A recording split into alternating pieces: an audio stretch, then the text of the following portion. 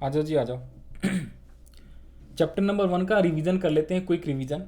Chapter number 1 जो है, इस चैप्टर से आपके एग्जाम में 3 to 4 मार्क का क्वेश्चन आएगा। 4 मार्क का मान के चलो, एक एमसीक्यू और एक 3 नंबर का क्वेश्चन आएगा। जो 31 नंबर जो क्वेश्चन है आपका सैम्पल पेपर में, वो नॉर्मली क्या है, इस चैप्टर का है, इस साल का जो सैम्पल पेपर है उसमें। तो आप देख सकते हो, ठीक है। इसमें मेनली तो हेडिंग और सब हेडिंग वाला क्वेश्चन आता है और बहुत ही आसान रहता है, इसके लिए आपको याद रख लेना है। ये भी कोई न्यूमेरिकल चैप्टर्स नहीं है, ठीक है। थोड़ा बहुत न्यूमेरिकल है इसमें, statement of profit and loss वाला जो है उस वाले का, बट मोस्टली जो है आपको इसमें 2 चीज़ें पढ़नी है मेन, ध्यान से देखो। तो सबसे पहले आ जाओ जी, इसके अंदर हमें टोटल वैसे टॉपिक्स पढ़ने हैं 10। कौन कौन से देखो, सबसे पहले पढ़ना है मीनिंग। फर्स्ट टॉपिक जो है हमें जो पढ़ना है हम लोगों को वो है मीनिंग। सेकंड टॉपिक है आपका financial statement of a company का मतलब क्या होता है, ठीक है जी। मीनिंग और उसके बाद financial statement of a company का मतलब है ये 4 चीज़ें, balance sheet, SPL, notes accounts, cash flow statement. Okay, आपको क्लास 12 में ये चीज़ें पढ़नी। थर्ड टॉपिक है nature of financial statement. Fourth है objectives of financial statement. Fifth topic पढ़ना है आपको essentials of financial statement. Six जो टॉपिक है parties interested in financial statement, also known as users interested in financial statement. Seventh जो topic है limitations of financial statement, जो कि important रहता है, सेवंथ वाला टॉपिक इंपॉर्टेंट रहता है, ठीक है।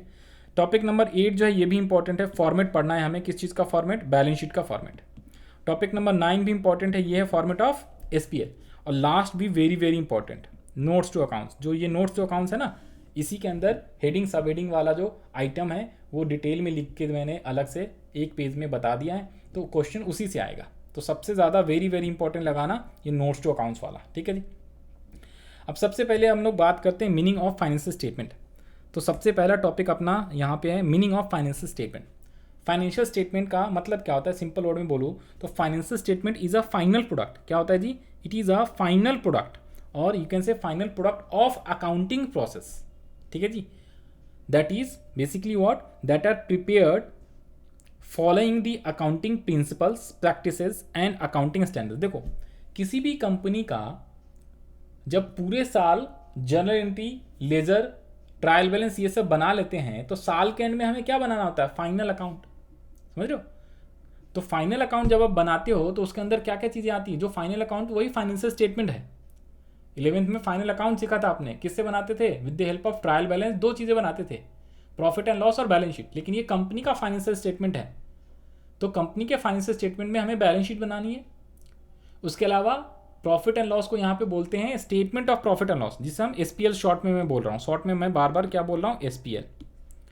और कंपनी का बैलेंस शीट कैसे बनाते हैं या फाइनेंशियल स्टेटमेंट, कंपनी के बैलेंस शीट का जो जो आइटम होता है या एसपीएल का आइटम होता है उसके नीचे में नोट्स टू अकाउंट्स बनाते हैं, उसकी डिटेलिंग अमाउंट लिखते हैं, तो इसलिए उसको नोट्स टू अकाउंट्स कहते हैं। तो it is also covered under financial statement. और कैश फ्लो स्टेटमेंट बनाना भी हमें सीखना है। Balance sheet, profit and loss बनाने के बाद with the help of balance sheet and profit and loss आपको कैश फ्लो स्टेटमेंट भी बनाना पड़ता है। तो ये 4 चीज़ें आपको बनाना ही बनाना पड़ता है, तो इन 4 चीज़ों को ही फाइनेंशियल स्टेटमेंट कहते हैं, ठीक है जी। और ये किसके बेसिस पे बनाते हैं, तो वेरियस अकाउंटिंग प्रैक्टिसेस, ठीक है जी, various accounting principles and accounting standards, कई सारे अकाउंटिंग स्टैंडर्ड्स है, तो उसके बेसिस पे हम क्या करते हैं, कंपनी का फाइनेंशियल स्टेटमेंट बनाते हैं। तो ये क्या होता है, एक तरीके से final product of a company होता है, या you can say final product of accounting process. जितनी भी हमने अकाउंटिंग प्रोसेस करा ना, पहले जर्नल बनाया, फिर लेजर बनाया, फिर ट्रायल बैलेंस बनाया, ठीक है जी, फिर लास्ट में हम क्या करते हैं, ये सारा एक तरीके से अकाउंटिंग प्रोसेस कहते हैं इसको, journal, ledger, trial balance, these are known as accounting process. और सबसे एंड में हम क्या बनाते हैं, प्रॉफिट एंड लॉस और final account, cash flow statement, notes to accounts. तो इसी को हम क्या बोलते हैं, फाइनेंशियल स्टेटमेंट। तो financial statement is a final product of accounting process, so simple. Now second topic है आपका क्या, तो भाई फाइनेंशियल स्टेटमेंट एनालिसिस का मतलब यही 4 चीज़ें, कौन कौन सी चीज़ें, balance sheet, statement of profit and loss, notes to accounts and cash flow statement. ये भी अभी आपको बता दिया, एसपीएल कहेंगे statement of profit and loss को शॉर्ट में। थर्ड जो टॉपिक आता है आपका कौन सा आता है, नेचर ऑफ फाइनेंशियल स्टेटमेंट। हमने ऑलरेडी ये चैप्टर्स कंप्लीट कर रखा है, हम लोग फास्टली जो है रिवाइज कर रहे हैं, सुपर फास्ट रिवीजन, ठीक है जी, यश।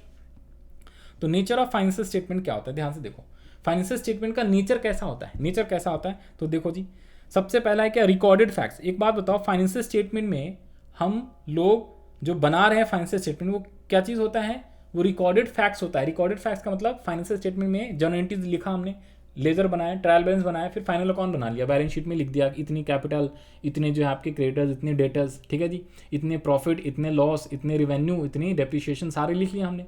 तो ये एक तरीके से क्या हो जाता है, ये एविडेंस हो जाता है। क्या होता है जी, एविडेंस। तो रिकॉर्डेड फैक्ट है ये। कभी भी हम इसको दिखा के, अब जैसे मान लो मैं जानना चाहता हूँ रिलायंस कंपनी ने आज से 10 साल पहले उसकी क्या प्रॉफिट था, तो उसका जो उस साल 10 साल पहले उसने प्रॉफिट एंड लॉस अकाउंट बनाया होगा, बैलेंस शीट बनाया होगा, तो उसको हम सीधा वहाँ से उठाएंगे या कंपनी से लेके आएंगे, और हम अगर कहीं पे मेरे को दिखाना है, प्रूफ करना है, तो हम उसको दिखा सकते हैं एज अ एविडेंस। समझ रहे हो बात को। तो जो फाइनेंशियल स्टेटमेंट होता है वो क्या होता है, एक तरीके से बेसिस ऑफ एविडेंस होता है, that is called recorded fact. Second क्या है, अकाउंटिंग कन्वेंशन। एक बात बताओ, फाइनेंशियल स्टेटमेंट जो होता है क्या ऐसी बन जाता है क्या, हम जैसे मर्जी वैसे बना सकते हैं? Answer is no. इसके लिए प्रॉपर अकाउंटिंग कन्वेंशंस या अकाउंटिंग कंसेप्ट्स को फॉलो करना पड़ता है। जैसे डेप्रिशिएशन लगाना है तो WDV मेथड लगाएंगे या SLM लगाएंगे। उसके अलावा और भी कई मेथड होते हैं जो आपको अभी नहीं पढ़ना, आगे ग्रेजुएशन में पढ़ना है। तो जो भी मेथड है उसी के मेथड के अकॉर्डिंग ही हम लगा पाएंगे। समझ रहे बात को। अगर लेजर बनाना है तो उसका प्रॉपर एक फॉर्मेट है। तो कहने का मतलब अकाउंटिंग कन्वेंशंस को फॉलो करना पड़ता है, तभी हम क्या बना सकते हैं, तभी हम अपने बुक्स ऑफ अकाउंट्स में सारे एंट्रीज वगैरह रिकॉर्ड कर सकते हैं। तो फाइनेंशियल स्टेटमेंट क्या होता है, किसके बेसिस पे, हम अकाउंटिंग कंसेप्ट्स या अकाउंटिंग कन्वेंशंस के बेसिस पे बनाते हैं। तो अकाउंटिंग कन्वेंशन बोलो, अकाउंटिंग कंसेप्ट बोलो और एस्टिमेट्स बोलो, ये थोड़ा बहुत सिमिलर ही होता है, थोड़ा थोड़ा अलग बट सिमिलर होता है। जैसे अकाउंटिंग कंसेप्ट में क्या होता है, गोइंग कंसर्न कंसेप्ट। तो जो भी अकाउंटिंग स्टेटमेंट आप बनाते हो वो बेसिकली क्या होता है, फॉलोइंग दी अकाउंटिंग कंसेप्ट, मतलब कि वो गोइंग कंसर्न कंसेप्ट के ऊपर बेस्ड होता है। गोइंग कंसर्न कंसेप्ट के ऊपर बेस्ड होता है। गोइंग कंसर्न का मतलब क्या होता है, इसका मतलब ये होता है कि जो हमारा जो बिजनेस है ना, हम ये मान के चलते हैं कि फॉरसीएबल फ्यूचर तक चलेगा, अनलिमिटेड पीरियड ऑफ टाइम तक चलेगा। कंपनी का ओनर मर जाता है लेकिन कंपनी स्टिल जिंदा रहता है जब तक उसको बंद ना किया जाए।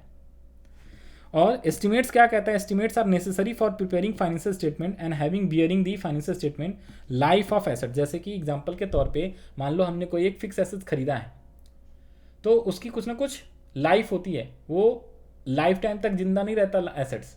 एक 4 व्हीलर खरीदा बिजनेस में यूज करने के लिए, जेरोक्स कॉपी खरीदा, कंप्यूटर खरीदा बिजनेस में यूज करने के लिए, ऑफिस में लगाने के लिए, तो उसकी कुछ ना कुछ लाइफ होगी, 2 साल, 10 साल, 20 साल, 5 साल। बिजनेस अनलिमिटेड पीरियड तक चलता है। कंपनी जो है, कंपनी यानी बिजनेस, जब तक उसको बंद ना किया जाए। लेकिन उसमें जो एसेट्स खरीदा है कोई कंप्यूटर, उसका एक सर्टेन लाइफ होता है, 2 साल, 10 साल। कंप्यूटर का ज़्यादा लाइफ नहीं होता क्योंकि अपडेटेड होते रहता है ना। मैक्स टू मैक्स मान लो 5 साल। 5 साल के बाद बहुत सारी चीज़ें चेंज हो जाती है, अपडेट हो जाती है, कैमरा नया, विंडो नया, ये वो फलाना। तो एस्टिमेट्स के ऊपर क्या होता है, ये बेसिकली अकाउंटिंग बनाने के लिए हमें क्या करना पड़ता है, फाइनेंशियल स्टेटमेंट बनाने के लिए हमें एस्टिमेट्स लेना पड़ता है। ये नेसेसरी होता है। एस्टिमेट्स का मतलब किसी भी एसेट्स का क्या लाइफ है, we have to estimate the life of an assets. Accounting standards, तो बहुत सारे अकाउंटिंग स्टैंडर्ड्स हैं, तो कंपनी को सारे अकाउंटिंग स्टैंडर्ड्स फॉलो करने पड़ते हैं as per companies act 2013। Companies act में जो भी अकाउंटिंग स्टैंडर्ड बताया गया है उसको आपको फॉलो करना पड़ेगा, तभी आप फाइनेंशियल स्टेटमेंट बना सकते हो, अदरवाइज आपकी फाइनेंशियल स्टेटमेंट को गलत माना जाएगा। तो फाइनेंशियल स्टेटमेंट बनाने के लिए company has to follow what, accounting standards. फिर उसके बाद है क्या, सिलेक्शंस ऑफ अकाउंटिंग पॉलिसीज। कई सारे अलग अलग अकाउंटिंग पॉलिसीज है। डिप्रिशिएशन लगाने के WDV method, LIFO method, FIFO method, हमने SLM और WDV पढ़ा है, तो इसमें से कोई सा भी हम लगा सकते हैं। तो कहने का मतलब फाइनेंशियल स्टेटमेंट बनाने के लिए we have to choose which method, which accounting policies should be adopt. And last है क्या, source of financial information. Financial statements are source of financial information on the basis of which conclusion are drawn about the profitability and the financial position of a company।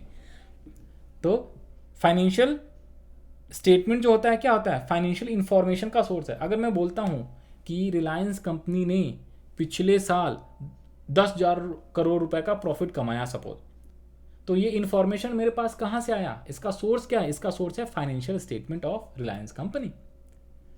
अब मैंने example के लिए 10,000 करोड़ लिया है, तो जितना भी अगर पिछले साल का प्रॉफिट कमाया है तो हम उसी, वो फाइनेंशियल स्टेटमेंट क्या है, एक तरीके से सोर्सेज है ना, किसी भी फाइनेंशियल इंफॉर्मेशन, किसी भी कंपनी का फाइनेंशियल इंफॉर्मेशन का financial statement is a source.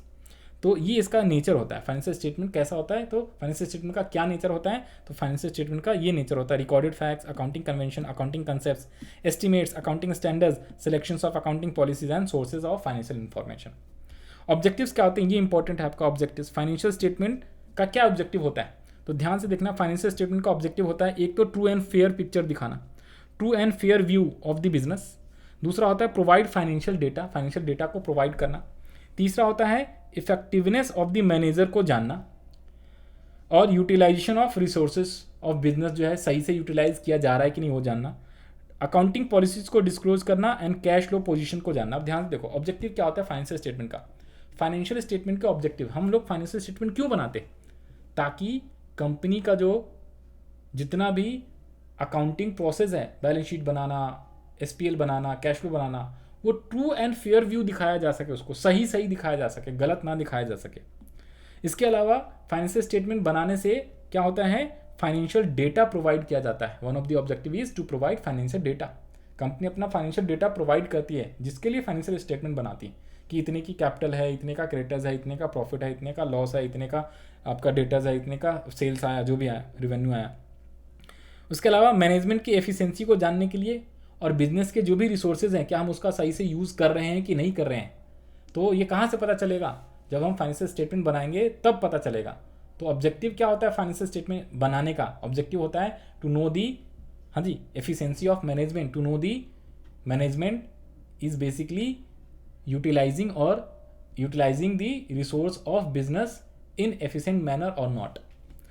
To disclose accounting policies, financial statement में ही अकाउंटिंग पॉलिसी डिस्क्लोज किया जाता है कि भाई WDB लगा रहे हैं कि स्टेट लाइन मेथड से डिप्रेशन लगा रहे हो आप मशीन पे, कहाँ लिखा रहेगा, ये बैलेंस शीट में पता चलता है। बैलेंस शीट जब किसी कंपनी का देखोगे तो कंपनी का फाइनेंशियल स्टेटमेंट यानी बैलेंस शीट की वजह से अकाउंटिंग पॉलिसीज पता चलता है। तो ऑब्जेक्टिव क्या है फाइनेंशियल स्टेटमेंट का, to disclose the accounting policy और कैश फ्लो पोजीशंस, कि भाई कितने कैश कहाँ से आए, कितने कैश कहाँ पे गए, अभी करंट में कितना कैश बचा हुआ है कंपनी के पास, कितने कैश बचे हुए हैं, कितने कंपनी ने पैसे बैंक में रखे हुए हैं।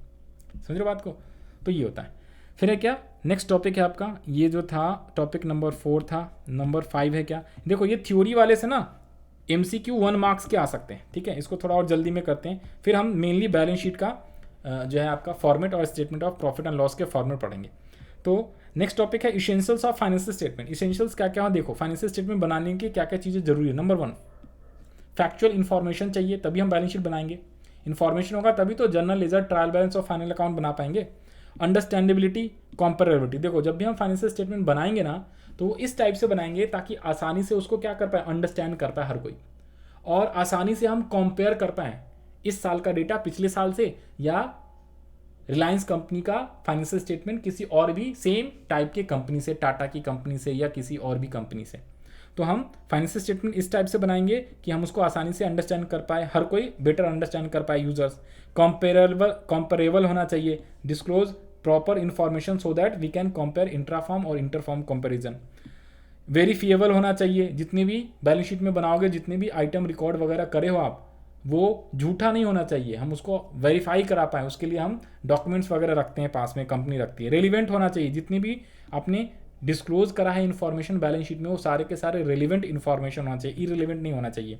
टाइमलीनेस, और आपको बैलेंस शीट जो है, फाइनेंशियल स्टेटमेंट जो है टाइमली प्रिपेयर करना पड़ता है, ठीक है। तो ये क्या है, इसेंशियल्स है। नंबर 1, पार्टीज इंटरेस्टेड, ये बहुत ही आसान है। 3 पार्टीज इंटरनल होते हैं और बाकी एक्सटर्नल होते हैं। 3 कौन कौन से, employ, share holders and management are internal users या internal parties who are interested in financial statement of a company. And बाकी बैंकर्स, इन्वेस्टर्स, क्रिएटर्स, गवर्नमेंट को टैक्स भी बोलते हैं, टैक्स अथॉरिटीज आता है, सेबी, ये इंटरेस्टेड होते हैं, ये एक्सटर्नल यूजर्स कराते हैं। ये लोग क्यों, देखो जी, शेयर होल्डर जानना चाहता है कि कंपनी का वेल्थ जो है बढ़ रहा है कि घट रहा है। इंप्लॉय जानना चाहता है कंपनी ने ज़्यादा प्रॉफिट कमाया तो हमें क्या चाहिए, बोनस वगैरह बढ़ाओ। मैनेजमेंट जानना चाहता है कि भाई हमारी कंपनी का जो मैनेजमेंट है वो एफिशिएंट है कि नहीं है, ये फाइनेंशियल स्टेटमेंट से पता चलता है, ठीक है जी। तो मैनेजमेंट ये जानना चाहता है कि जो हम लोग मैनेज कर रहे हैं, हमारी कंपनी ने प्रॉफिट कमाया मतलब कि हम एफिशिएंट है, प्रॉफिट कम कमाया, लॉस कमाया इसका मतलब हम इनएफिशिएंट है। बैंकर्स लोग जानना चाहता है कि कंपनी की क्या पोजीशंस है, प्रॉफिट वगैरह कमा रही तो इसको लोन दो, नहीं कमा रही तो लोन मत दो। इन्वेस्टर्स लोग देखेगा कि हाँ प्रॉफिट अच्छा ग्रोथ कर रहा है कंपनी तो हम उसमें इन्वेस्ट करेंगे, नहीं तो नहीं। क्रिएटर्स लोग ये देखता है कि कंपनी अच्छा परफॉर्मेंस कर रही है, प्रॉफिट कमा रही है, लोन का रीपेमेंट टाइमली कर रही है तो हम इसको उधार पे सामान दे दें। क्रिएटर्स वो होते हैं जो उधार पे सामान, इन्वेंट्रीज वगैरह कंपनी को प्रोवाइड करते हैं। गवर्नमेंट देखती है अगर प्रॉफिट कमाया तो चलो भाई टैक्स निकालो। सिक्योरिटी सेबी वगैरह देखती है कंपनी झूठ फ्रॉड ये सब तो नहीं कर रही ना काम, प्रॉपर कर रही है कि नहीं। लिमिटेशंस क्या होते हैं देखो, फाइनेंशियल स्टेटमेंट में सारे जो रिकॉर्ड्स होते हैं हिस्टोरिकल नेचर होता है, मतलब पास्ट के डेटा को हम रिकॉर्ड कर रहे हैं, समझ रहे हो। एक बार 2 तारीख को हमने मशीनरी खरीद लिया, स्टॉक बेच दिया, क्रेडिटर्स को पैसे दे दिए, वो सारे रिकॉर्डेड डेटा को हम उससे हम फाइनेंशियल स्टेटमेंट बनाते हैं, तो वो हिस्टोरिकल रिकॉर्ड्स होते हैं। ये क्या होता है, अफेक्टेड बाय एस्टिमेट्स होता है। कई टाइप के एस्टिमेट्स हम लगाते हैं ना, 2 साल 5 साल लाइफ एसेट्स का, हर कंपनी अपने हिसाब से एसेट्स का लाइफ लगाती है, तो ये अफेक्टेड होता है by estimates. Different accounting practices, WDV method लगाएं, ठीक है जी, स्ट्रेट लाइन लगाएं, समझ रहे हो, डेप्रिसिएशन के मेथड, तो अलग अलग कंपनी अलग अलग लगा सकती है, तो ये लिमिटेशंस होते हैं। क्वालिटेटिव एलिमेंट्स को इग्नोर किया जाता है, जितनी भी क्वालिटेटिव एलिमेंट्स, कितने इंप्लॉयज़ आए कितने गए, इन सब का रिकॉर्ड नहीं होता बैलेंस शीट और अकाउंटिंग फाइनेंशियल स्टेटमेंट में। वैसे नॉर्मली रिकॉर्ड होता है कितने इंप्लॉय हैं कितने नहीं हैं, तो ये क्वालिटेटिव नेचर के होते हैं कि भाई कितने मेल आए, कितने फीमेल पर्सन हमारे, कितने स्टाफ हैं मेल, कितने फीमेल है कंपनी में, ये सब अकाउंट्स में रिकॉर्ड नहीं होता। अकाउंट में रिकॉर्ड होता है उनको सैलरी कितना दिया जा रहा है, समझ रहे हो बात को, वो तो क्वालिटेटिव एस्पेक्ट्स लिखते हैं अकाउंट में, क्वालिटेटिव एस्पेक्ट्स को इग्नोर करते हैं, क्वांटिटेटिव को लिखते हैं। प्राइस लेवल चेंजेस, एक बार 10 लाख में कोई मशीन खरीद लिया तो 10 लाख की वैल्यू रहेगी बैलेंस शीट में, उसको डेप्रिसिएशन वगैरह चार्ज करते रहेंगे, वैल्यू घटते रहेगा, लेकिन उसकी मार्केट में एक्चुअल प्राइस कितनी है उसको हम इग्नोर करते हैं। Cannot meet the purpose of all parties, और कोई भी फाइनेंशियल स्टेटमेंट जो है सभी पार्टीज का पर्पज फुलफिल नहीं करता है। फिर आ जाओ जी फॉर्मेट ऑफ बैलेंस शीट, ये है इंपॉर्टेंट, इसी से आपका हेडिंग सब हेडिंग है, ध्यान से देखो जी बैलेंस शीट का फॉर्मेट देखो। तो ये है format of balance sheet. Balance sheet में क्या क्या होते हैं देखो जी, बैलेंस शीट में एक तो आपको ये कैसा बनाना होता है, वर्टिकल टाइप बनाना है, हॉरिजॉन्टल नहीं वर्टिकल। इसमें 2 साल दिखाना है, ये मान लो ये आपका सपोज 2021-22 है, तो ये उल्टा लिख दिया ना मैं, हाँ ठीक है, ये 2021-22 है अगर, तो ये वाला साल कौन सा हो जाएगा, ये वाला साल जो होगा आपका 2020 और 2021, समझ रहे हो बात को। तो इसे 2021 भी कहते हैं, इसे हम 2022 भी कह सकते हैं। 2022 और 21 का मतलब है 31 मार्च 2022 और 31 मार्च 2021 है ये, यानी इसको 20-21 बोलेंगे, इसको 21-22 बोलेंगे। तो 2 साल का हमें डेटा दिखाना है। यहाँ पे नोट्स टू अकाउंट्स होता है, ये पर्टिकुलर्स होता है, ठीक है भाई। ऊपर में लिखना है नेम ऑफ द कंपनी, फिर लिखना है बैलेंस शीट, फिर लिखना है एज एट 31 मार्च। और यहाँ पे देख लेना ये होता है क्या, this is part 1 of schedule 3। Balance sheet का फॉर्मेट ये MCQ में आ सकता है, पार्ट 1 ऑफ शेड्यूल 3 होता है, लेकिन SPL जो statement of profit and loss है, ये part 2 of schedule 3 of the companies act होता है, ये ध्यान रख लेना। फिर इसमें क्या होते हैं 2, देखो जी जरा ध्यान से, एसेट साइड और लेफ्टी साइड। एसेट साइड और लेफ्टी साइड क्या क्या होते हैं जी, एसेट साइड और लेफ्टी साइड। तो ये इसे हम बोलते हैं इक्विटीज एंड लेफ्टीज, और इसे बोलते हैं asset side. Equities and lefties ऊपर में फर्स्ट है और ये आपका सेकंड है एसेट साइड। इसका भी टोटल होएगा, दोनों का टोटल क्या होता है, इक्वल होता है। दोनों का टोटल क्या होएगा बताओ जी, इक्वल होएगा। अगर मान लो ये साल का 10 लाख यहाँ पे है, तो यहाँ पे भी एसेट्स भी, भाई एसेट्स इक्वल्स टू लेफ्टी होता है, एसेट्स इक्वल्स टू लेफ्टी होता है नहीं होता। तो अगर 2021-22 का 10 लाख रुपए आया है तो एसेट्स भी 10 लाख आएगा। इसका मान लो 9 लाख है तो ये 9 लाख यहाँ पे भी नीचे रहेगा। अब इसमें ज़रा ध्यान से देखो, ये इंपॉर्टेंट बात है। सबसे पहला क्या है, शेयर होल्डर्स फंड। ध्यान से देखो, इसमें 4 मेजर हेड्स है, इसे हम क्या बोलते हैं, मेजर हेड्स। कौन कौन से, शेयर होल्डर्स फंड, फिर होता है क्या, share application money pending allotment, फिर होता है क्या, नॉन करंट लायबिलिटीज, और फिर होता है क्या, करंट लायबिलिटीज। ये 4 मेजर हेड्स हैं, इसे क्या बोलते हैं, मेजर हेड्स। 1 2 3 4 याद रहेगा, 1 2 3 4। इसे हम नॉन करंट लायबिलिटीज और शॉर्ट में करंट लायबिलिटीज बोलते हैं। एसेट्स में 2 ही मेजर हेड्स हैं, करंट, नॉन करंट एसेट्स और current assets, non current assets और करंट एसेट्स, समझ रहे हो बात को। तो ये 4 मेजर हेड्स या मेन हेड्स बोलते हैं लायबिलिटी साइड के, और एसेट साइड में सिर्फ 2 ही मेन हेड्स या मेजर हेड्स होते हैं। बाकी ये जो सारे हैं ये सारे सब हेड्स हैं, ठीक है जी, ABCD जो है ये सब हेड्स हैं। तो पहला जो है वो आपका शेयर होल्डर्स फंड है, ठीक है जी, main heads of liability side. इसमें 3 है, share capital, reserve and surplus और money received against share warrants. तो इन सबको नोट्स टू अकाउंट्स के अंदर नोट नंबर 1 2 3 दिया जाता है ABCD को। उसके अलावा नोट नंबर 4, जैसे ये लॉन्ग टर्म बोरिंग्स, इसको 4 देंगे, इसको 5, other 6, long term provision 7। Main heads को नोट नंबर नहीं दिया जाता, सब हेड्स को दिया जाता है। Short term 8, trade payables 9, other current liabilities 10, short term borrowings 11। इस टाइप से आप नंबरिंग नोट्स टू अकाउंट दे सकते हैं। नोट्स टू अकाउंट जो है ना, अलग अलग भी हो सकता है अलग अलग कंपनीज का। अगर मान लो किसी कंपनी में लॉन्ग टर्म प्रोविजंस है ही नहीं, किसी कंपनी में लॉन्ग टर्म प्रोविजंस है ही नहीं तो नोट नंबर 7 बनेगा नहीं। तो ये जो शॉर्ट टर्म बोरिंग्स वाला है ये 7 8 की जगह नोट नंबर 7 8 9 और ये 10 हो जाएगा। समझ रहे हो बात को? ये नंबरिंग अपने हिसाब से दी जाती है। जैसे हमारे पास रजिस्टर्स है तो पेज नंबर हम अपने हिसाब से देते हैं, उस टाइप से। तो सबसे पहले ध्यान से देखो, share holders fund main head है, इसमें 3 आते हैं क्या, सब heads. Number 1 share holders fund के अंदर कौन आता है, share capital, reserve and surplus और money receives against share warrant. Money receives against share warrant तो बेकार का है, इससे कोई आपके क्वेश्चंस आएगा नहीं एग्जाम में। उसके अलावा जो मेन सेकंड वाला जो मेजर हेड्स हैं, share application, money, pending allotment, ये भी बेकार का है, इससे भी कोई क्वेश्चन नहीं आएगा। ये हाई लेवल का है, आपको ग्रेजुएशन में मेनली पढ़ना है, ठीक है। तो एक तो मैं कांटा लगा दूं, एक तो सी नहीं आना मेन, ये भी नहीं आना, उसके डेफर्ड टैक्स वाला भी नहीं आना मेनली। इसके अलावा यहाँ पे एक डेफर्ड टैक्स लायबिलिटीज भी, वो भी नहीं आना। इससे कोई भी क्वेश्चन रहेगा ही नहीं आपके बुक्स में, चाहे कैश फ्लो पढ़ो, चाहे रेशो पढ़ो, चाहे आपका कंपनी वाले या बैलेंस शीट कुछ भी पढ़ो, कहीं पे भी इससे क्वेश्चन नहीं आएगा। ओके, तो आपको mainly share capital, reserve and surplus याद रख लेना है। शेयर कैपिटल का note number 1, share reserve and surplus का नोट नंबर 2। फिर उसके बाद आता है क्या, नॉन करंट लायबिलिटीज में आ जाओ। नॉन करंट लायबिलिटीज में 4 सब हेड्स होते हैं। पहला long term borrowings, second deferred tax liability net, जो कि आपका बेकार है, काम का नहीं है। Long term liabilities, other long term liabilities, और फिर है लॉन्ग टर्म प्रोविजंस, ठीक है। Other long term liabilities and long term provisions. फिर वैसे सेम 4 आपके करंट लायबिलिटीज में भी सब हेड्स होते हैं। कौन कौन से, short term borrowings, trade payables, other current liabilities and short term provisions. इसको याद करने का तरीका क्या, देखो लॉन्ग टर्म बोरिंग्स तो यहाँ पे शॉर्ट टर्म बोरिंग्स, उसके बाद है डेफर्ड टैक्स लायबिलिटी नेट, तो यहाँ पे इसकी जगह ट्रेड पेबल्स आ जाएगा। अदर लॉन्ग टर्म लायबिलिटीज तो अदर करंट लायबिलिटीज, फिर लॉन्ग टर्म प्रोविजन तो शॉर्ट टर्म प्रोविजन। आसान है, सिर्फ इसमें ये वाला जो पोर्शन है, ये वाला ट्रेड पेबल्स है यहाँ, और ये है, बाकी तो एक ही जैसा मिलता जुलता। लॉन्ग टर्म तो short term, other long term liabilities तो other current liabilities, and long term provision तो शॉर्ट टर्म प्रोविजन। समझ रहे बात को? और यहाँ पे शेयर कैपिटल और reserve and surplus. Asset side ये भी आसान है। एसेट साइड में non current assets, current asset, ध्यान से देखो, इसके नोट्स को अकाउंट्स में भी बताएंगे। तो सबसे पहला ये है आपका सब हेड्स, फिक्स एसेट्स। दूसरा है आपका non current investment, deferred tax assets net, long term loans, non current assets. फिर है करंट एसेट्स में current investment, inventories, trade receivables, cash and cash equivalent, short term and loans and advance and other current assets. समझ रहे बात को? These are known as सब heads. अब इसके नोट्स टू अकाउंट्स कहाँ पे है, नेक्स्ट पेज पे, ये इंपॉर्टेंट है। सबसे पहला नोट्स टू अकाउंट्स, ये बेसिकली आपको चैप्टर 1 में नहीं आएगा, ये आपका आएगा चैप्टर नंबर जो 9 वाला है ना, शेयर कैपिटल वाला चैप्टर्स।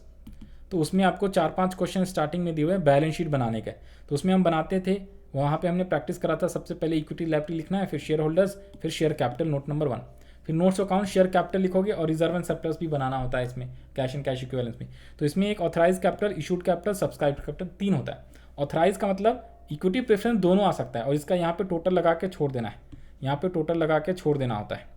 फिर वैसी सेम जो है इसका टोटल लगाएंगे, किसका, सब इश्यूड का। ये दोनों अलग भी हो सकता है, सेम भी हो सकता है। और फिर मेन होता है सब्सक्राइब। सब्सक्राइब का जो ये टोटल होगा ना यहाँ पे, इसे बेसिकली कहाँ पे लिखा जाता है, यहाँ पे जो अमाउंट आया मान लो 9 लाख, तो ये 9 लाख यहाँ पे लिखना होता है।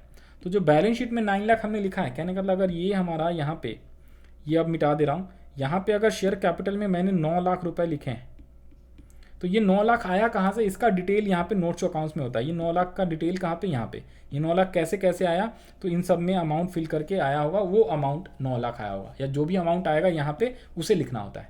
देखो जो इशूड कैपिटल, ऑथराइज क्या होता है, ऑथराइज कैपिटल का मतलब उतने पैसे जितने company maximum equity share issue करके मंगा सकती है एक पब्लिक कंपनी, चाहे इक्विटी शेयर मंगाए चाहे प्रेफरेंस शेयर से मंगाए। इशूड क्या होता है, उस ऑथराइज कैपिटल में से जितने शेयर्स इशूड कर दिया वो इशूड कैपिटल होता है। उसके अलावा इशूड में से कितने शेयर्स पे पब्लिक ने पैसे दिए हैं, कितने कितने रुपए, कितने पेड अप, कितने कॉल्ड अप। अगर कोई कॉल सीनेज तो माइनस करेंगे, अगर कोई फॉरफिटेड अमाउंट किया हुआ है शेयर्स को, कॉल सीनेज के बाद फॉरफिट करके रीशूड भी कर दिया, तो उसको हम ऐड करके यहाँ पे लिखते हैं। तो हेडिंग सब हेडिंग में ये इंपॉर्टेंट है, फॉरफिट और कॉल सीनेज आएगा। तो फॉरफिट कहाँ पे आता है, तो फॉरफिट का मेजर हेड होता है शेयर, मेजर हेड होता है शेयर होल्डर्स फंड, एंड सब हेड्स होता है शेयर कैपिटल, याद रख लेना, ठीक है जी। फिर उसके बाद यहाँ पे आ जाओ जी, सेकंड क्या है, reserve and surplus. Sir reserve and surplus में क्या क्या आता है, ये अब यहाँ से ये मेन इंपॉर्टेंट है। ये देखो, ये एक ही पेज पे मैंने सारे लिख दिए हैं, ये आपका इंपॉर्टेंट है।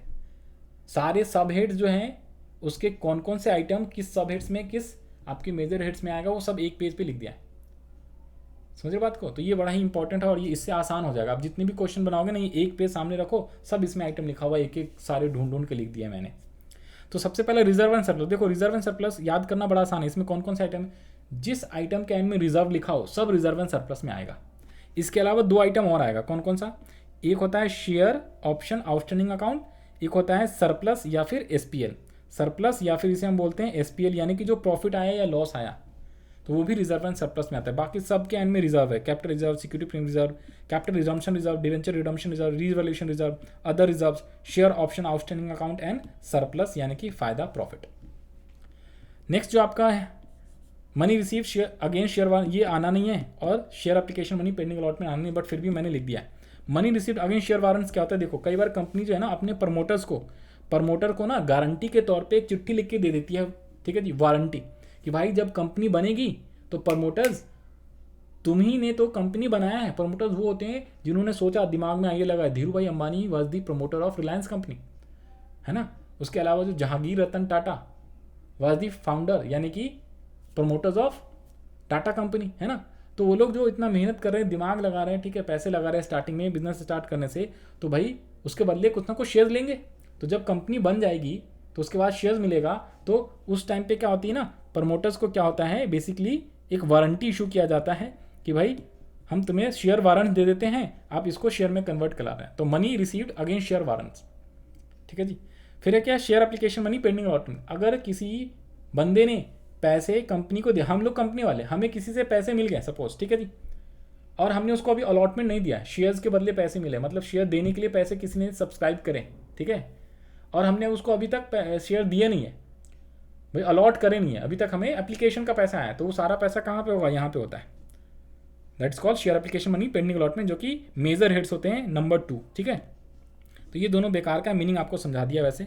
अब आ जाओ जी मेन ये important, long term borrowings. Long term borrowings में कौन कौन आता है, लॉन्ग टर्म बोरिंग देखो, debenture, bonds, term loan, public deposits and loans from others, ये सारे लॉन्ग टर्म में आते हैं। लॉन्ग टर्म में मेन 2 हैं, बॉन्ड्स और डिवेंचर, दोनों क्या होते हैं, एक ही तरह का होता है। टर्म लोन जो 1 साल से ज़्यादा वाला लोन होता है वो सारा यहीं पे लॉन्ग टर्म बोरिंग्स में आता है, ठीक है जी। पब्लिक डिपॉजिट्स भी आएगा, ये सारे के सारे बड़े इंपॉर्टेंट है, ये सब ज़्यादातर आते हैं, ठीक है, क्वेश्चन में। इसके अलावा अदर लॉन्ग टर्म लायबिलिटीज, ये बहुत ही कम आता है। बाकी अगर कोई अदर लोन हो जो 12 महीने से ज़्यादा हो, प्रीमियम पेबल किया हुआ है कहाँ पे, प्रेफरेंस शेयर्स या डिवेंचर पे, ठीक है जी। Premium payable on redemption of preference shares and debenture, भाई डिवेंचर या प्रेफरेंस शेयर्स को रिडीम भी कर सकते हैं। रिडीम नॉर्मली होता है 10 साल 5 साल बाद, तो जब उस पर प्रीमियम पे किया जाएगा तो लॉन्ग समय के बाद प्रीमियम पे करना है ना, 2 साल 10 साल 12 महीने से बाद वाला लायबिलिटी है, तो इसे हम अदर लॉन्ग टर्म लायबिलिटीज में लिखते हैं। फिर है क्या, long term provision. Long term provision में इंपॉर्टेंट है 3 ही है, याद रख लो, provision for gratuity, provision for warranty, provision for earned leave. इसके अलावा एक और भी था, याद है क्या कुछ,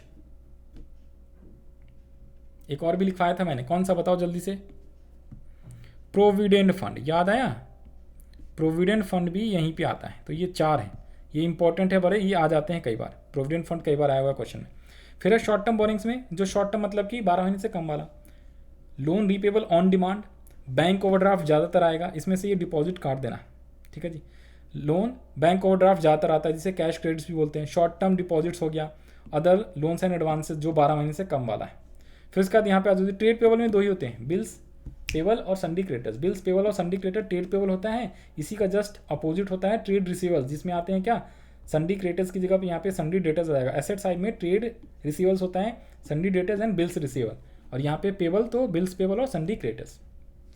अदर शॉर्ट टर्म लायबिलिटीज कौन कौन से, ध्यान से देखो, अदर शॉर्ट टर्म लायबिलिटीज कौन कौन से, देखो जी, अनपेड डिविडेंड, ये बड़ा ही इंपॉर्टेंट है, अनपेड डिविडेंड कई बार आ जाता है, अनपेड डिविडेंड। और भी कोई भी 12 महीने से कम वाला, जैसे कोई भी इंटरेस्ट हो, किसी भी टाइप का इंटरेस्ट अगर ड्यू हो रखा है, ड्यू, तो वो सारा 12 महीने से कम वाला है। ड्यू का मतलब भाई तुरंत पे करना है, ड्यू हो गया, तो यानी कि वो कहाँ पे आएगा, शॉर्ट टर्म लायबिलिटीज में आएगा। इसके अलावा कॉल्स इन एडवांस कई बार आता है, ज़्यादातर इनकम रिसीव्ड इन एडवांस बहुत बार आता है, समझ रहे हो। अमाउंट अनपेड हो रखा है डिवेंचर्स पे या इंटरेस्ट का, वो भी कई बार आया हुआ है।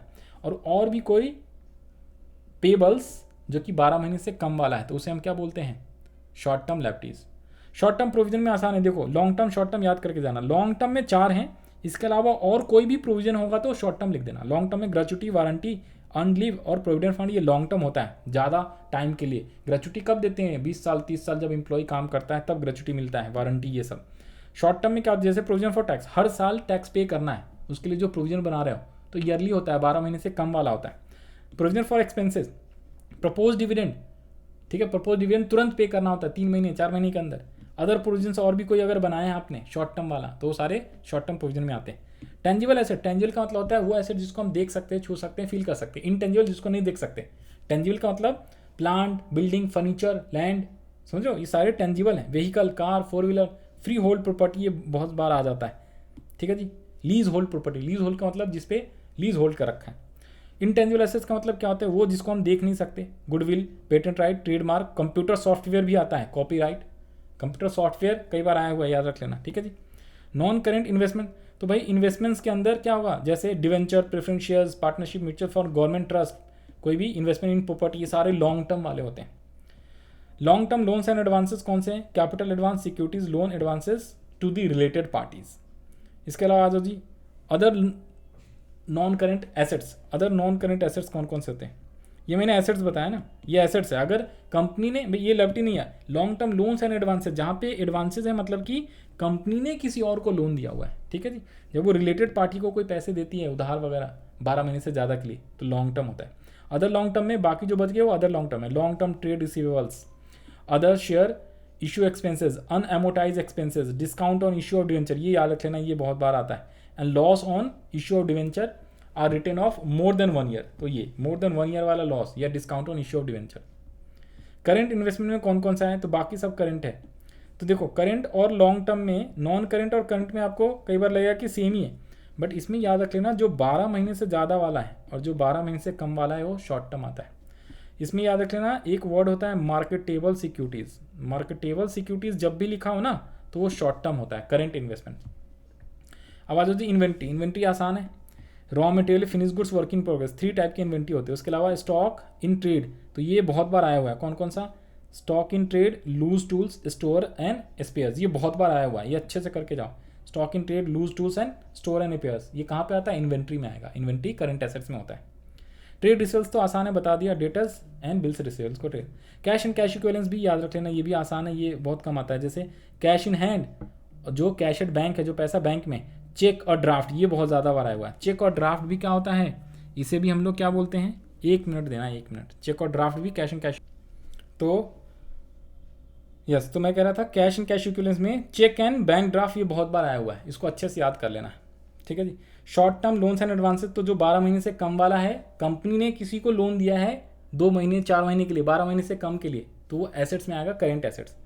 अदर करेंट एसेट्स में ये भी इंपॉर्टेंट रहता है, इसके सारे आइटम इंपॉर्टेंट लगा लो, prepaid expense, accrued incomes, payment, advance tax कई बार है, और डिविडेंड रिसीवेबल। रिसीवेबल पेबल होएगा डिविडेंड तो करंट लायबिलिटीज, और रिसीवेबल है तो आपका करंट एसेट्स के अंदर आता है, अदर करंट एसेट्स में। ये कॉन्टीजेंट वाला बेकार है देखो, बट फिर भी याद रख लेना, कॉन्टीजेंट का मतलब होता है प्रपोज डिविडेंड, ठीक है जी, प्रपोज डिविडेंड। और कोई क्लेम कंपनी के अगेंस्ट में किसी ने क्लेम करा है, ये बैलेंस शीट में नहीं होता, बैलेंस शीट के नीचे फुट नोट में होता है, बैलेंस शीट के नीचे दिखाया जाता है जनरली, तो उसे हम कॉन्टीजेंट। कॉन्टीजेंट का मतलब अगर कुछ होएगा, किसी ने केस कर रखा है कंपनी पे और कंपनी केस हार जाती है तो उसको पैसे पे करना पड़ेगा, तो कॉन्टीजेंट लायबिलिटी हो गया। लायबिलिटी का मतलब पेबल, समझ आई बातें, बस जी बस। अब आ जाओ जी, लास्ट है ये अपना SPL का फॉर्मेट, फिर उसके नोट्स अकाउंट देखेंगे। तो SPL का फॉर्मेट में बहुत ही आसान है, इसमें देखो नंबर 1 नंबर 2। नंबर 1 क्या है, रेवेन्यू फ्रॉम ऑपरेशन, जिसे हम लोग क्या बोलते हैं, सिंपली सेल्स बोलते हैं, ठीक है।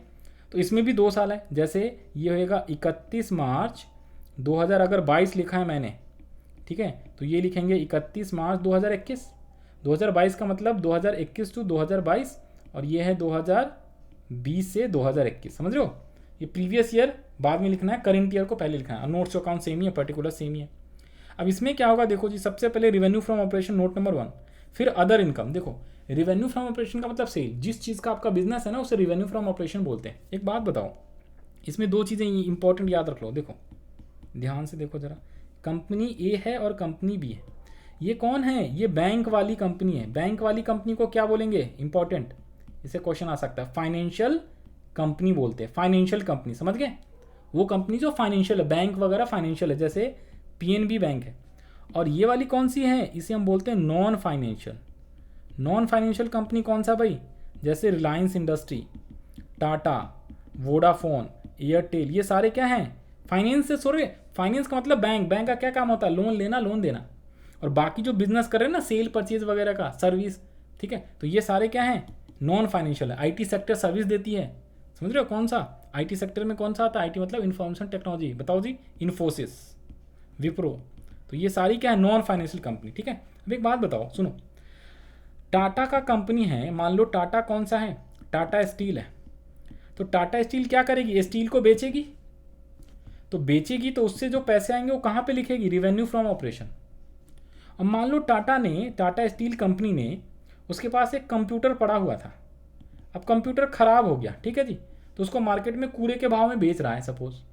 अब उस पर कूड़े के भाव में बेचा ना, फिर भी वो प्रॉफिट हो गया। कोई एंटीक था, 30 साल पहले का कंप्यूटर आज बेच रहा है, 30 साल पहले 10,000 में खरीदा था, आज उसका 1 लाख मार्केट वैल्यू था, ठीक है जी, तो फायदा हो गया 90,000 का। तो ये भी तो फायदा है, प्रॉफिट है, इनकम है। तो अगर 1 लाख में बेचा है तो 1 लाख रुपए कौन से कहाँ पे जाएगा? तो 1 लाख रुपए अदर इनकम में जाएगा। टाटा स्टील ने कंप्यूटर बेचा, लेकिन अगर वो स्टील से बेचेगा, जो पैसे आएगा वो होगा रिवेन्यू फ्रॉम ऑपरेशन। तो जिस चीज़ का बिजनेस होता है ना, उसे हम बोलते हैं रिवेन्यू फ्रॉम ऑपरेशन। बाकी अगर कोई अदर इनकम है, एसेट्स वगैरह को जब सेल करके आता है, उसे बोलते हैं अदर इनकम। मान लो टाटा स्टील कंपनी को कहीं से इंटरेस्ट से पैसे आ गए, उसने कहीं पे पैसे बैंक में जमा कर रखे थे, ठीक है जी, कहीं दूसरे कंपनी में इन्वेस्ट कर रखा था, वहाँ से डिविडेंड रिसीव हो गया, तो वो सारा कहाँ आएगा? इनकम में आएगा, अदर इनकम में। तो इसीलिए देखो जरा यहाँ पे, रिवेन्यू फ्रॉम ऑपरेशन का मतलब क्या होता है? जो आपने सेल करा है उससे जो पैसा आया है। और अदर इनकम का मतलब पता है क्या होता है? Note number 1, note number 2, other income का मतलब gain on sale of fix assets. कोई बैड डेट हो गया था, वो रिकवर्ड हुआ।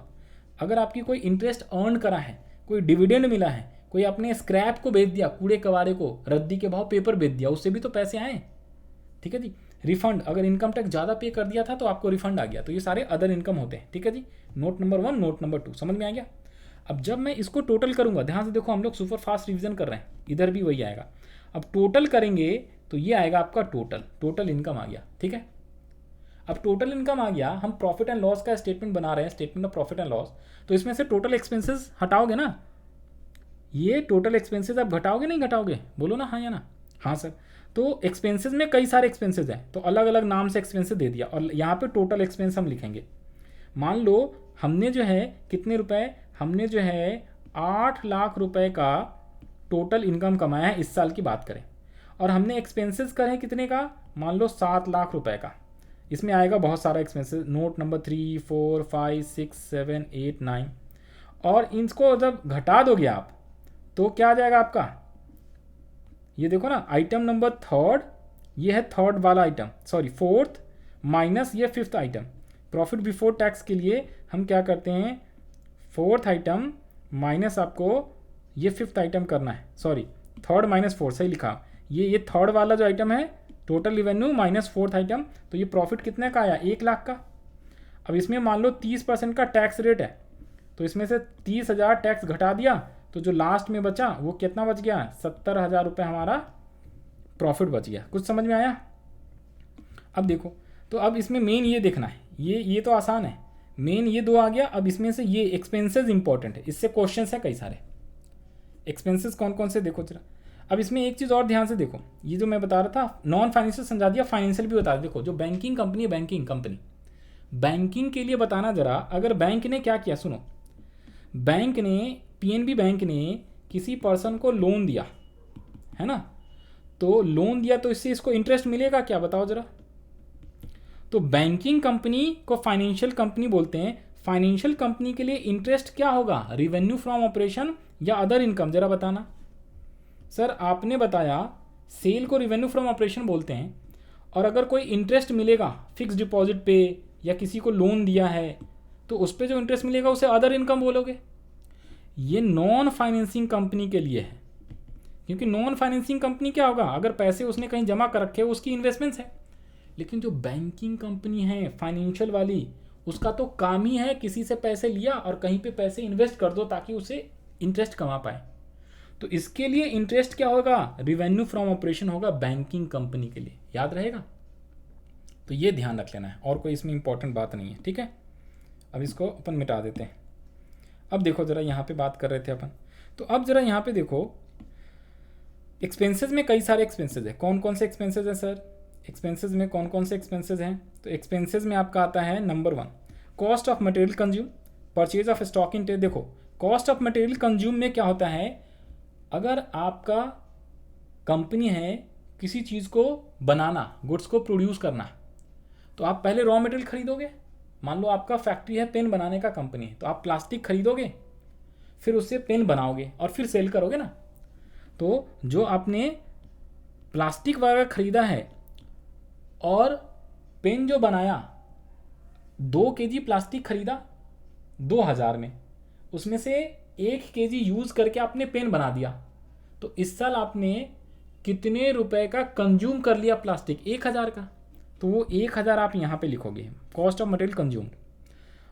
Purchase of stock in trade, अब देखो आपका बिजनेस है किस चीज़ का? पेन को स्टेशनरी शॉप है, आप पेन सीधा खरीद के लाते हो और बेच देते हो, पेन बनाते नहीं हो। पेन खरीद के लाए और सीधा सीधा आपने सेल कर दिया, तो वो कहाँ पे आएगा? Purchase of stock in trade में आ जाएगा। समझ गए? स्टॉक इन ट्रेड का मतलब होता है आप परचेज करते हो सेल के लिए। तो ये लो जी। तो कॉस्ट ऑफ मटेरियल कंज्यूम का मतलब होता है opening inventory plus purchases minus closing inventory. और purchase of stock in trade का मतलब होता है goods purchase for resale purpose. Pen को खरीदा डायरेक्टली और बेच दिया, जितने रुपए में खरीदा रुपए में लिखना है। और मटेरियल कंज्यूम का कितना कॉस्ट आया? तो पहले से कुछ ओपनिंग स्टॉक था, अगर जीरो था तो जीरो, हमने 2000 का मटेरियल खरीदा और उसमें से 1000 क्लोजिंग में बचा हुआ है, तो 1000 का हमने कंज्यूम कर लिया। ठीक है जी। इससे बहुत सारे क्वेश्चन है, कॉस्ट ऑफ मटेरियल कंज्यूम से 2-3 क्वेश्चन है आपके बुक के अंदर numerical. Purchase of stock in trade का कोई क्वेश्चन नहीं होगा। Change in inventory of finish goods, working progress और स्टॉक इन ट्रेड, इसके भी क्वेश्चन है। 3 टाइप के स्टॉक होते हैं, finish goods, working progress and stock in trade. तो चेंज का मतलब क्या होगा? Opening minus closing. Opening minus closing, यहाँ पे चेंज इन इन्वेंट्री के अंदर क्या लिखना होता है? इसमें opening inventory of finish goods minus closing inventory of finish goods, और जो आएगा उसे यहाँ लिखना है। सेम यहाँ पे लिखेंगे opening inventory of WIP minus closing inventory of WIP, फिर यहाँ पे लिख लेंगे। समझ में आ रही है बातें? हाँ ये ना? हाँ जी, हाँ जी। देखो ये जो है आपका, ये ना कौन सा, change in inventories of finish goods WIP and stock in trade. तो इसके क्वेश्चन जैसे देखो यहाँ पे रहता है, ये रहा क्वेश्चन 30 में फिनिश गुड्स का ओपनिंग एंड क्लोजिंग इन्वेंट्री दिया हुआ है, वर्किंग प्रोग्रेस और स्टॉक इन ट्रेड का। तो नोट्स अकाउंट जब बनाएंगे कैसे? फिनिश गुड्स का ओपनिंग माइनस क्लोजिंग, यहाँ पे लिख दिया माइनस में आया। Working progress opening minus closing, ये पॉजिटिव में आया। Stock in trade opening minus closing, ये पॉजिटिव में आया। अब तीनों को कंबाइंडली हमने प्लस माइनस करके नेट चेंजेस 25000 का आ गया। तो ये ऐसे लिखना है। कॉस्ट ऑफ मटेरियल कंज्यूम कैसे लिखते हैं? तो opening plus purchases minus closing, तो यहाँ पे फॉर्मूला लिखा और ये लिख दिया opening plus purchases minus closing. तो ये डायरेक्टली SPL में वहाँ पे आ जाता है अमाउंट, कहाँ पे? यहाँ पे। समझ रहे हो? कॉस्ट ऑफ मटेरियल कंज्यूम, इसको नोट्स टू अकाउंट में इस टाइप से दिखाते हैं। फिर है एम्प्लॉयज बेनिफिट एक्सपेंसेस, एम्प्लॉय से रिलेटेड जितने भी खर्चे हैं, एम्प्लॉय को क्या क्या बेनिफिट दिया जाता है? सैलरी, वेजेस, समझ रहे हो बात को? बोनस, समझ रहे हो बात को? तो ये आपका कहाँ पर, ध्यान से देखो। तो एम्प्लॉयज बेनिफिट में salary, wages, bonus, leave encashment, staff welfare, employees compensation expenses, gratuity पे किया जाता है, मेडिकल एक्सपेंसेस, ये सारे एक्सपेंसेस एम्प्लॉयज बेनिफिट में आने। अब इससे जो क्वेश्चंस रहेगा किस टाइप से, तो ये आइटम इस टाइप से देगा। अब बोलेगा कि बताओ जी बताओ कौन कौन से। एग्जांपल के तौर पे ये रहा क्वेश्चन 32, कह रहा है वेजेस एक्सपेंस इतना है, सैलरी है, बोनस है, स्टाफ वेलफेयर है, लेकिन इसमें एक बिजनेस प्रमोशन एक्सपेंसेस दे दिए हैं 50 का। तो business promotion expenses employees benefit expenses होता नहीं, तो इसमें सिर्फ और सिर्फ कौन कौन से लिखे हुए हैं देखो आंसर में, ये और ये 4 चीज़ें लिखी हुई हैं, टोटल करा और यही आपका टोटल हो गया SPL में। ठीक है। इसके बाद कौन सा है? 2 और आ गए। 2 कौन कौन से? एक है आपका फाइनेंशियल कॉस्ट, 3 है। फाइनेंशियल कॉस्ट का मतलब कंपनी ने जो पैसे फाइनेंस करे हैं डेट वगैरह से, इक्विटी वगैरह से, लोन जो लिया हुआ है बैंक से, तो उसके बदले में उसको इंटरेस्ट, ब्याज वगैरह दे रहा है ना, इंटरेस्ट पे कर रहा है, तो उसे फाइनेंशियल कॉस्ट बोलते हैं। Depreciation, amortization, depreciation tangible assets का होता है, एमोटाइजेशन इनटेंजिबल एसेट्स का होता है। और अदर एक्सपेंसेस, और बाकी और कोई एक्सपेंसेस है तो वो अदर में डाल देते हैं। अब जैसे कौन कौन से, तो नोट्स अकाउंट में आ जाओ जी। फाइनेंशियल कॉस्ट का मतलब interest paid on long term, interest paid on bank overdraft, interest paid on deposits, discount on issue of debenture return of, जो रिटर्न ऑफ कर दिया है, और बैंक चार्जेस, ये बहुत बार आ जाता है। फिर है क्या? डिप्रिशिएशन है, एमोटाइजेशन, तो फिक्स एसेट्स का डिप्रिशिएशन होता है और आपका इंटेंजिबल का एमोटाइजेशन। अदर एक्सपेंस में बाकी जितने भी बच गए, carriage inward, carriage outward, rent for ware house, rent for office, audit fee, internet fee, telephone fee, electricity के bill, courier charges, tea, snacks, ये सारे। समझ रहे हो बात को? अब इस पे क्वेश्चंस क्या है देखो जी, यहाँ पे इस टाइप से क्वेश्चन था कौन सा क्वेश्चन, डेप्रिसिएशन वाला था और कुछ नहीं था।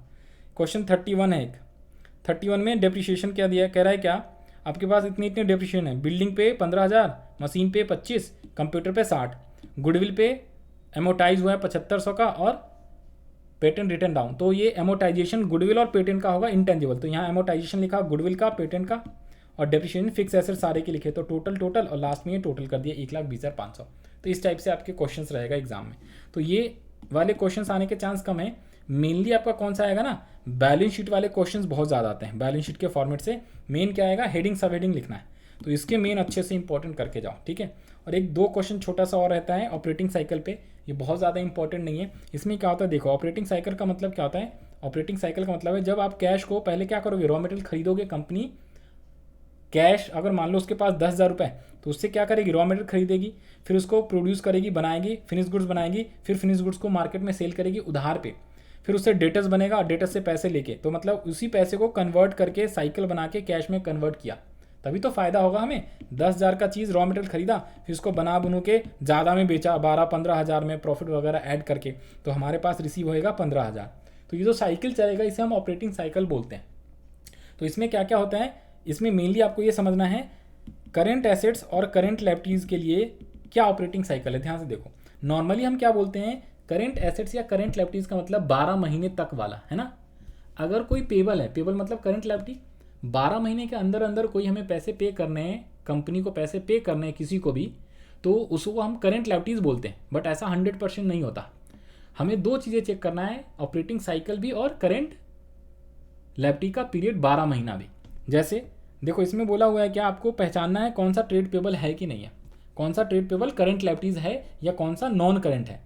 तो इसमें आपको क्या है, ये 4 ऑप्शन है। इसमें क्या लिखा हुआ है देखो, हमें पैसे जो पे करने ना 10 महीने 10 महीने 10 महीने में, और ये 14 महीने और 15 महीने में पे करने। तो अगर आप ऐसे देखोगे तो भाई जो 12 महीने से कम वाला है उसे तो आप कहोगे क्या, ये करेंट लायबिलिटीज है, और आप कहोगे कि 14 और 15 महीने 12 महीने से ज़्यादा वाला है नॉन करेंट लायबिलिटी होना चाहिए। बट ऐसा सही नहीं है, आपको ऑपरेटिंग साइकिल भी देखना पड़ता है। अगर आपकी ऑपरेटिंग साइकिल यहाँ पे दिया हुआ है एक्सपेक्टेड रियलाइजेशन पीरियड, और ये ऑपरेटिंग साइकिल था, ये ऑपरेटिंग साइकिल है, और यहाँ पे ये मंथ दिया हुआ है, ये 11 महीने और 12 महीने हैं, तो आप इसे तो सीधा सीधा बिना देखे कहोगे करंट लायबिलिटीज, ये 13 और 16 है तो इसे आप कहोगे नॉन करंट, लेकिन ऐसा नहीं है। देखो आपको अलग अलग ऑपरेटिंग साइकिल है, इसको चेक करना है। अब इसमें क्या करोगे ध्यान से, अगर आपका ऑपरेटिंग साइकिल 12 महीने से कम वाला है तब तो आप सीधा देखो कि अगर क्या होगा, 12 महीने से कम या 12 महीने तक की कोई लायबिलिटी जिसको हमें पे करना है तो वो करंट लायबिलिटीज़ कहलाएगी। ये आपका क्या है, करंट लायबिलिटीज़ है। पहला और दूसरा क्या है आपका, पहला और दूसरा आपका करंट लायबिलिटीज़ ही है, पहला और दूसरा आपका करंट लायबिलिटीज़ है, करंट लायबिलिटीज़ करंट। लेकिन जो थर्ड वाला इंपॉर्टेंट है, थर्ड, इसकी ऑपरेटिंग साइकिल है कितनी, ऑपरेटिंग साइकिल जो है इसकी है 10 महीने और इसे पे करने हैं 13 महीने में। तो ये क्या है आपका नॉन करंट, क्योंकि 12 महीने से ज़्यादा वाला है। ऑपरेटिंग साइकिल अगर कम है 12 महीने से तब तो नॉर्मल जैसे पहले सोचते थे ना कि भाई 12 महीने से कम वाला है तो करंट, 12 महीने से ज़्यादा वाला है तो नॉन करंट। लेकिन यदि ऑपरेटिंग साइकिल 12 महीने से ज़्यादा हो जाए, ऑपरेटिंग साइकिल 12 महीने से ज़्यादा हो जाएगा तो आपको ऑपरेटिंग साइकिल के हिसाब से अब सोचना है। ऑपरेटिंग साइकिल अगर 14 महीने है ना और पेमेंट अगर 13 महीने में ही कर देना है तो आपका ये करंट लायबिलिटीज़ कहलाएगा।